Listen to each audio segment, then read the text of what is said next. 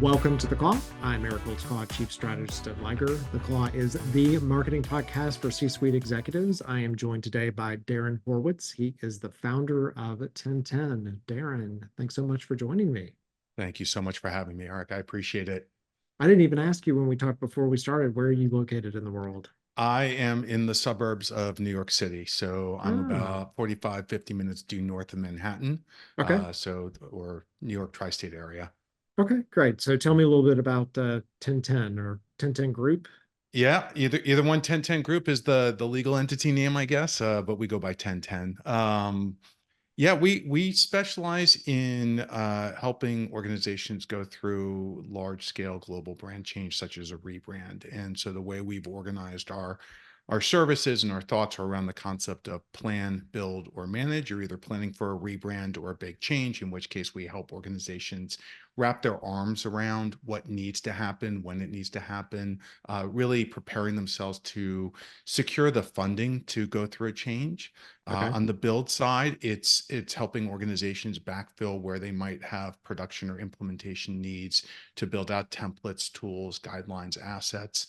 And then on the managed side, sometimes it's just about protecting the investment you're making. Maybe you're not rebranding. So we start to think about the ways in which organizations can strengthen their brand management, not skills so much, but more how they're evaluating their brand, making sure it's performing the way they want it to, from a brand management standpoint, really ensuring that people within the organization understand the brand, how to use it, and do so consistently, so that they can really take advantage of what their brand is all about. Okay, perfect. Love it. So how the heck did you end up in that world? Did you start off, early days, you were 5 and you're just branding ice cream shops and things, and Yeah, you're like, that's hey, I'm exactly gonna right. And my first logo on the back of the ice cream napkin. No, no, I didn't even know branding existed. yeah. I started in television production, Okay. and I grew up in a TV news household. My father was a news producer, and so I can remember sitting at the dinner table watching Cronkite, as my father would say, "No, no, everybody quiet. This is my segment. We'd have to watch it." Very serious. But when I started my career, I got into it from more of the entertainment side of tabloid talk shows like Geraldo and Montel. Oh, Yeah, okay. so I started there, then went over to HBO and really started looking at. I was on the production side for the home video back when VHS was a thing, before DVD. So kind of dating myself a little bit. But I after that went into the interstitial programming, which is really all the in-between promos. So it was about making sure that you understood how to fill a time gap Yeah. in a way that to the second worked out. Past that, after HBO, a friend of mine, she got me into this world of branding, and I started with production. I was making mechanicals, I was making files for logos, but I had no idea what it really was. And it wasn't until I had a mentor who brought me in under his wing to really teach me about branding that I really got it. And I saw an opportunity connecting the dots between television production and the world of branding, and really just saw this opening that said, hey, there's a need to get things done. There's a need to understand how to translate different languages, so that everybody can do their day jobs and work together in concert. There's a need to really help people stay on budget and just be there advocating for them through a rebrand. And so it allowed me to think about how to go from production to producer within the world of branding. So that's where I am today. Went through a couple of the larger agencies, global agencies, was very fortunate to have access to large global rebrands and really learn my craft there and get access to the different clients and experiences. And then it got to a point where I loved what I was doing, but I was being pulled too far away from the work, managing teams, Yeah. doing all the stuff that just was more admin managerial. And I just turned to my wife and said, I love what I do, but I'm not liking how I do this.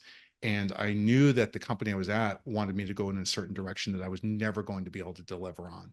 And I wanted to go in a direction that they were never going to let me go in. And so it Right. was at that point that I said, you know, I was probably 47, 48.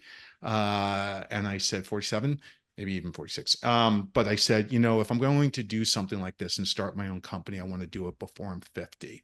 And I want to make sure that I give myself a little bit of wiggle room to try and go get a job if I have to. Right. And I was fortunate enough to launch TenTen. And when I went in and went to my boss and said, I'm leaving, this is what I want to do, he was great. And he said, you know what?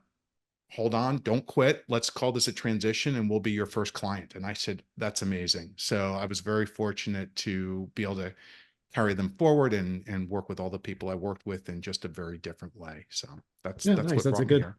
smart entrepreneurial journey. I like that. That's No, thank you. well, Well, it's the one I took, so well, a it's couple where here. I've like jumped in and I'm like, I'm going to start this kind of company. I know nothing about this kind of company, but I'm going to start a company like that. That sounds great. But yeah, so good. So tell me, you've got this kind of concept around these pillars around a successful brand implementation. So Yeah, it's what do I have to do to be successful? You know, because brand and it's funny because you and I both come from this world of going in and every time we walk, every company thinks when we walk in, we're like, we want to change their brand.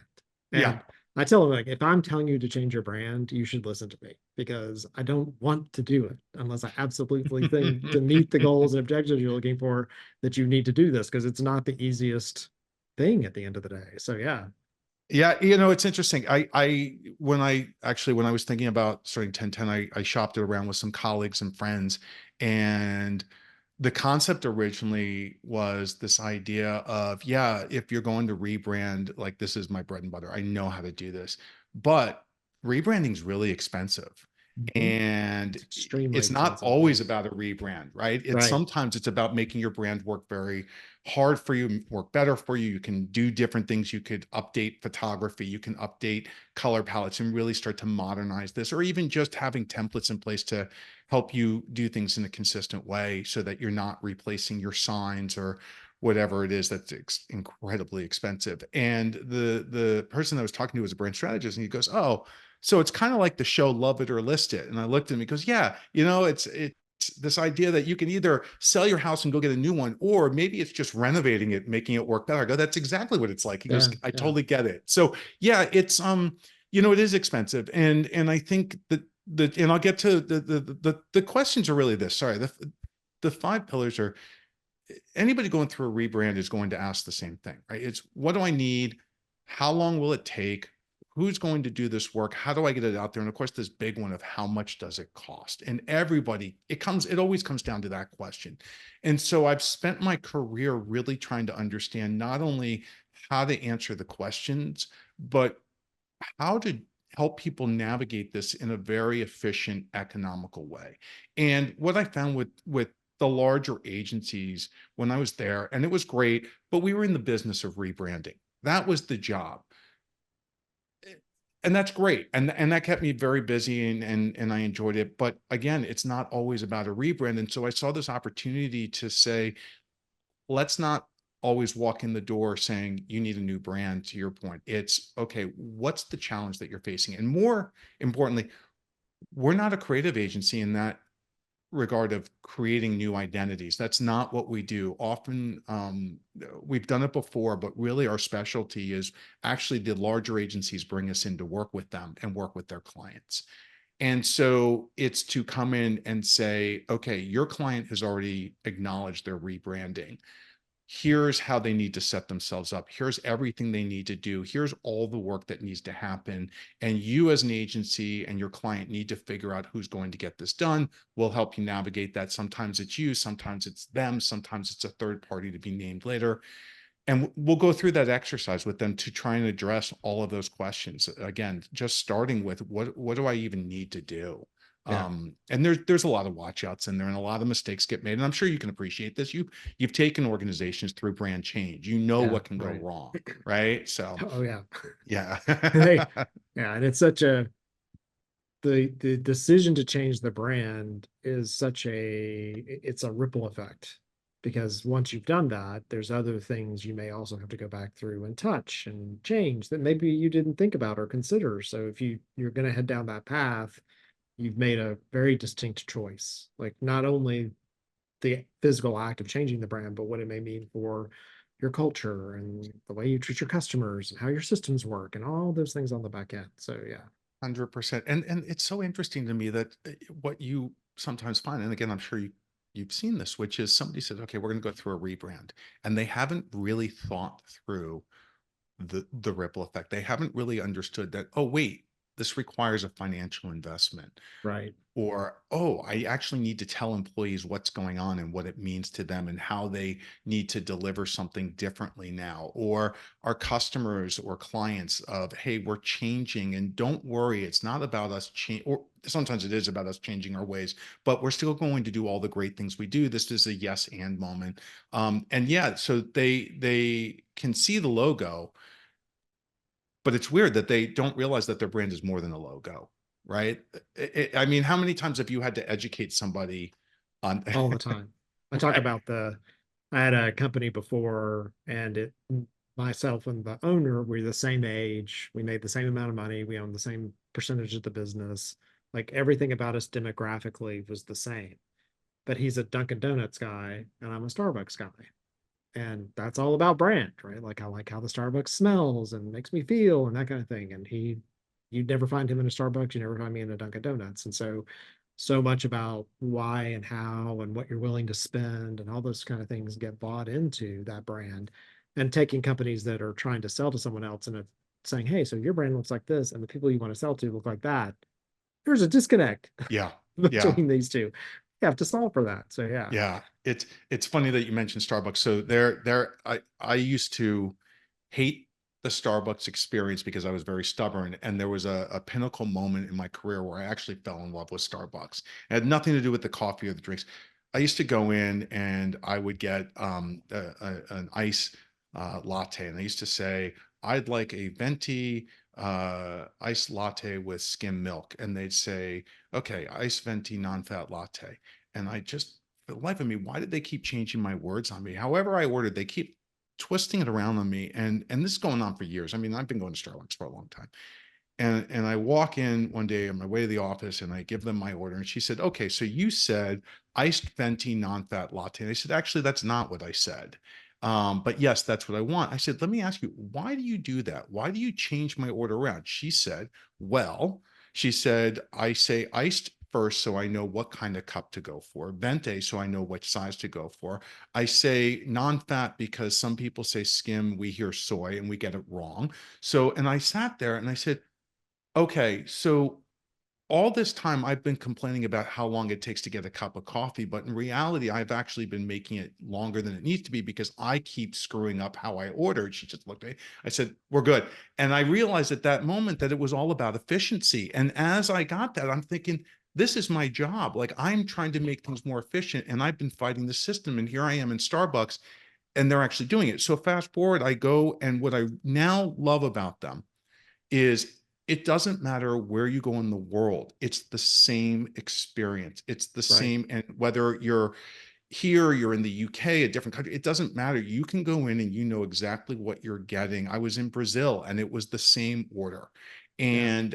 And I imagine it's not just the coffee, right? That's a flavor thing. It's the experience that I Yeah. now look forward to and I rely on. So that's it just took me, I'm like, I'm an idiot. And here I am preaching this to clients and yet I'm can't even follow it on my own. But it Yeah. was a So for great me, moment. Yeah. it's two things. Yeah. Dunkin' Donuts wants to make the coffee so sweet that I think my teeth are going to fall out. So that is a problem. So Starbucks is bitter. I like to start my day bitter and end it sweet, Yeah. right? So that is a Nice. thing. But the other part to your kind of point is they would know my name.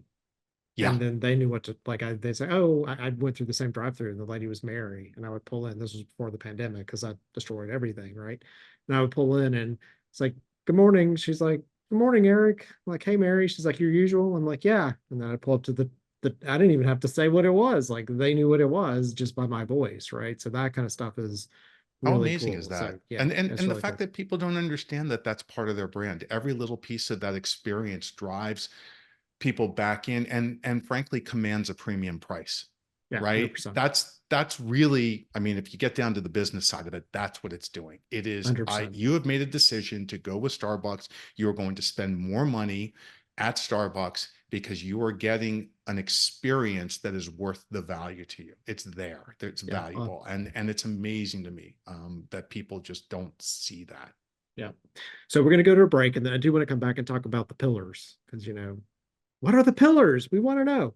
So we're going to go to a commercial break. You're listening to The Claw. I'm Eric Holtzclaw, Chief Strategist at Liger. The Claw is the marketing podcast for C-suite executives. I'm talking today with Darren Horwitz with TenTen, and we are talking about one of my favorite topics, which is brand. We'll be right back. The Claw podcast is brought to you by Liger. Liger is a hybrid marketing firm combining a brand strategy consultancy and a production house that offers the full range of content and creative services. We can be your entire marketing department or your entire marketing department's favorite people to work with. We save the world from boring, broken marketing by putting businesses in brand therapy so they can express their most authentic, memorable selves. And then we share their story so they can be known. For more information, visit ligerpartners.com and follow us on our social media platforms. And we're back. You're listening to The Claw. I'm Eric Holtzclaw, Chief Strategist at Liger. The Claw is the marketing podcast for C-suite executives, and I'm talking today with Darren Horwitz. He is the founder of TenTen Group. They are focused on not necessarily coming up with a brand, but making sure if you are in a branding world, a branding place, that it's going to be successful. And he has 5 pillars of how we're going to make sure that there's going to be a successful brand implementation. So what are those things I need to think about? Because, sometimes it's the marketing person, like the CEO says, oh, I think we need to rebrand. And they're like, they told us we need to do this. And now all of a sudden they don't understand the ramifications of that. So that is an excellent point, and that is one of the biggest things that we look at. So the 5 things that we look for, the 5 pillars are understanding what you need to rebrand, and thinking through not just what you need, but what others need. You need to think about how long it's going to take to do this and when's the right timing. So it's not just about converting everything. You actually have to back up to build the right tools and guidance. We think about who's going to do this work. And oftentimes we ask the questions about resourcing internally versus externally. So we'll go back through that. How do we get everything out there? How do we reach people? What do we say to them? How do we get them prepared for change? And then this last one of and how much should I budget? So just kind of starting with the first one, as you pointed out, marketing is oftentimes the one who leads this initiative, but the challenge is they don't necessarily know what everyone does and what everyone needs. And it depends on the size of the organization. So the first thing we say to people is you need to catalog what's being branded today. You need to understand what's out there. Oh, we know what we're doing. That's great.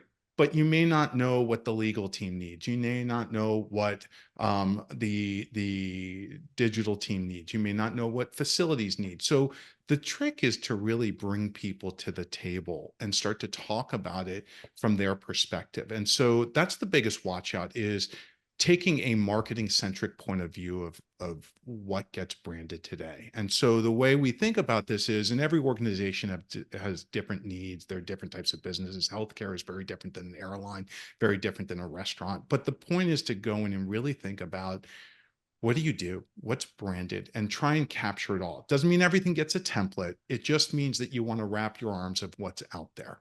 Well, you need to know, and it's so interesting too, because one of the reasons we'll end up with a branding project is that the marketing person has recognized that people are doing all kinds of different things in all different ways, which is such a bad idea if you're trying to reinforce brand. So yeah, we worked with Yeah. one company and they had maroon in their brand, and the maroon was never the same shade on any of the assets that we looked at. I was like, this is not reinforcing. This is just making people confused. So yeah.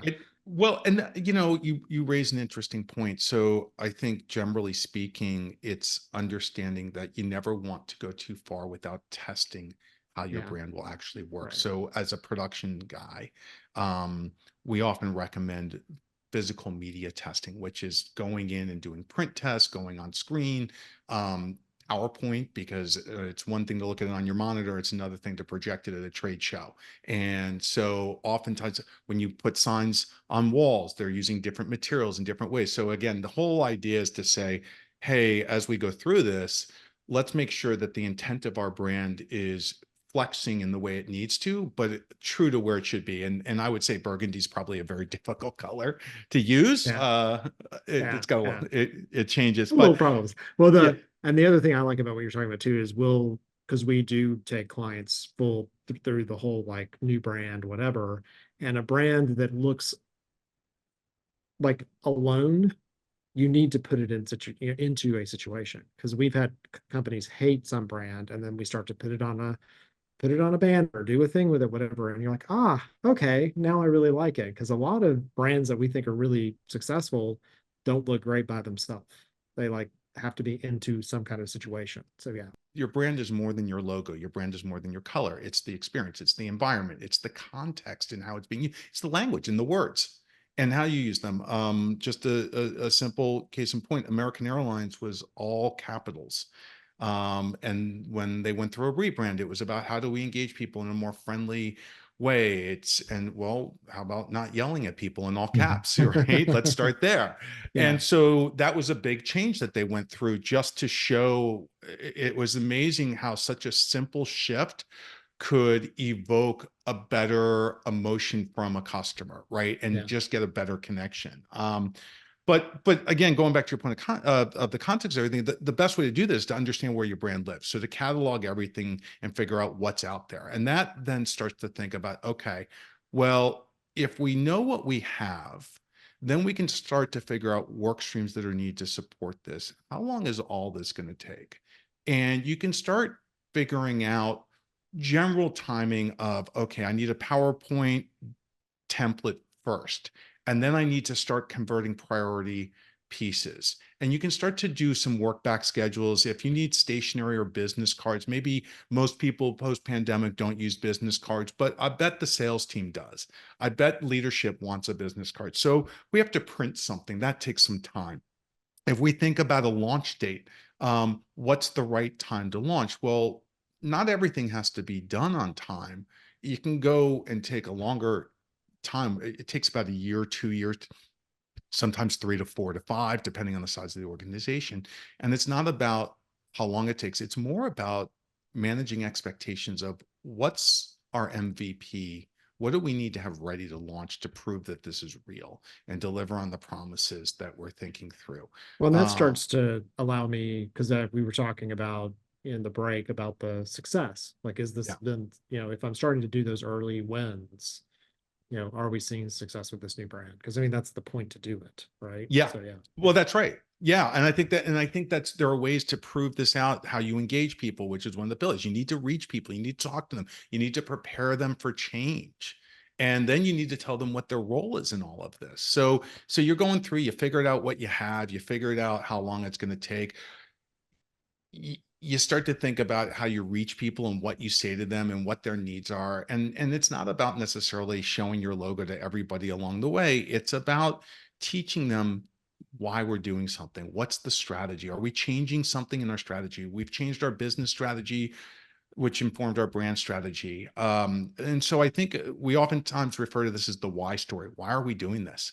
And so I think having a why story that you can start to engage people and let them know what's coming is critical. Otherwise, you won't have adoption. You'll have Yeah. confusion, both internally and externally. And if your own people don't even know what's going on, you sure as hell can bet your customers don't understand it. So it's starting Right. there, right? You have to figure out who's going to do all this work. There's a ton of work to be done. Um, and I asked the question of clients, so is this something that your teams can do internally? Oh yeah, we can do all this. Okay, well, let's presume you can. I don't know that I believe that, but there's a lot of good people out there who can do a lot of great things. But do they have the bandwidth? Because all of this is on top of a day job, and rebranding, as again, as you know, this is a dedication. This is not a second job or a third job. This is, you need to stay focused. There's a lot to do. You've got a deadline. And so we say, can you take this on internally? Oh, well, no. All right. Well, now we need to think about who are your partners? Who can you tap into that can help do some heavy lifting for you. Doesn't mean they have to do everything, but you need to figure out the balance of internal versus external resources. And oftentimes it's one group that can do it all, or they say they can. And other times it's, hey, maybe we need to bring in some subject matter experts to do things. So a sign company will not make your website, right? They're not going to do that. But you may have an agency partner who understands how to do both of those things and can translate and ensure it gets done and play the role of GC. So I think that's critical. And it's understanding that. So you figured out, what do we need? How long is it going to take? We're talking about who's doing the work. We're talking about how to reach people and what to say. And this last one is our budget. And this is the big one, right? Everybody says, oh, how much does this cost? Well, everybody's different and there are different strategies. But I think there's ways to right size any budget to any rebrand. And it's a balance and trade-off. So the first thing we look at is, well, obviously, if you're getting help, that's going to cost some money. So let's start to earmark some dollars for that. But now you actually have to convert stuff. And so we need to think about what that costs. So a business card costs money, an ID badge costs money. So let's put some strategies in place as to when these things need to happen. If you have 10,000 people, do they all need ID badges right away?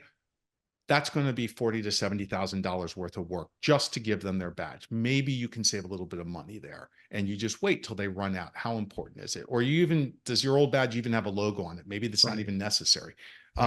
Signs are probably the most expensive. And so understanding, but again, the strategy to figure this out is you don't have to do everything at once. So we often let people know the best way to go through this, in our opinion, is, unless you're a bank or somebody who has to change things legally, let your inventories run out. Educate people that change is happening. Pardon our appearance while we go through this change, but great things are happening, and you educate them. And then maybe you think through the experience. So if I'm thinking about billing, maybe my envelope has a new brand to it, but my letter is the old brand, or vice versa. Maybe because I have a ton of envelopes inventoried, it's okay. They'll open the letter. Yeah. The letter inside is saying, hey, we're something new and we're different. We're delivering on this promise. You could claim that it's part of the strategy. We left the Yeah, envelope and then that way, so then you see a new one. It's an unveil. So right. And there is a strategy. And I think to your point, that thinking through that strategy is critical. So that's the larger implementation plan of, if you understand everything, you can string it together. You can make very informed decisions to be very thoughtful and methodical. You can capture everything that needs to change. You can proactively think about how it's going to change. You can start to put people in place and let leadership know, or yourself know, okay, this is going to take us 18 months to go through everything, but it's very intentional. You can start to think about, what do I launch with? More importantly, when should I even launch, so that I can demonstrate that this isn't just, oh, I have a new logo that I slapped on my website, but there's nothing more to it. I don't have any of the language. I don't have any of the story. And then you can start to think about, how do you spend your money in a very efficient, economical way. So that's how we go through it. That's how we think about those different pillars. Does that resonate? Yeah, no, it's great. We do so many companies that are going through M&A, so like buying other companies, and so they have to come up with what the brand is going to be for the umbrella, then how do they roll it out, or we're brought in because they're having problems with like branding and awareness. So, thinking through all the things that need to happen, because a new logo sounds exciting until you figure out what you have to do with the new logo and the new tagline and the voice and tone guide and all those kind of things. So really good. Acquisitions are interesting, right? Because in many cases, one company is not rebranding. So they say, no, we're good. It's just our brand. Well, wait a second. Somebody else is, and they're literally losing their identity overnight. So again, and there's a cost to that too. So like, you need to build that into that acquisition, because we'll see clients who are like, oh, well, we can't know. We're not just going to turn the website over overnight. Like that's a really bad idea. Right. So it's interesting to see how everybody goes through this, and when it's done well, it looks phenomenal. Yeah. When it's not done well, people are in pain and there's crying. Yeah, and you're preserving all the equity. Like, we're always worried about previous equity that we can move over. If you just make that translation, you may lose all of that. So sure, all the goodwill that you've been doing. So that's why I look at this as a yes and moment. And sometimes they need to make a quick change. So Papa John's went through a real problem. They had to make change overnight very quickly, and you get it. And it's like, okay, great. That's a reason. That's a strategy. I have learned a lot. How do people get in touch with you? How do we get to 1010? Just like that, TenTen Group, all spelled out, TenTenGroup.com is the best way to get there. They can also find me on LinkedIn, Darren Horwitz, Horwitz. Awesome. Well, thank you so much for joining me today. Thank you. I appreciate it, Eric. So you've been listening to The Claw. It's the marketing podcast for C-suite executives brought to you by Liger. I'm Eric Holtzclaw, your host, chief strategist at Liger, and I've been talking today with Darren Horwitz with TenTen Group, and we will put links to all of his information in our show notes. So thank you so much for listening in.